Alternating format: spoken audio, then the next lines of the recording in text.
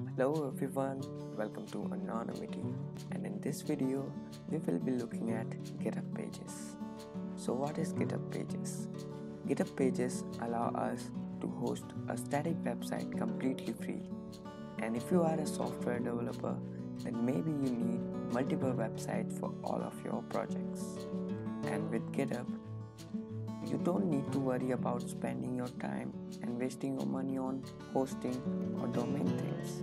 You just create your projects, and with a few clicks, you can get your website up and running. So, create a new repository and name it as you want. Then, from here, you just click to initialize with README and hit next. This will create a new repository at the given name. From here, we need to click on the settings tab, and from there we need to scroll down until you see GitHub Pages. From here you can check on which branch you are currently in, and GitHub Pages run on a separate branch. So from here you can hit next and you can choose any custom theme.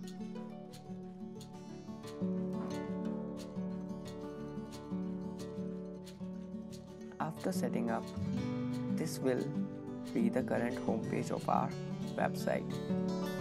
You can customize it freely as you want, but in this video I'll show you how you can create a website.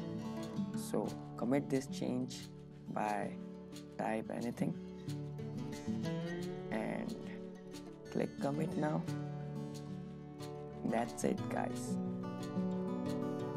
Now our GitHub website is up and running, and you can check that from setting page.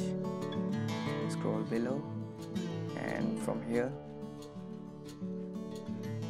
this is your link. So we are gonna quickly open this link and see what's up,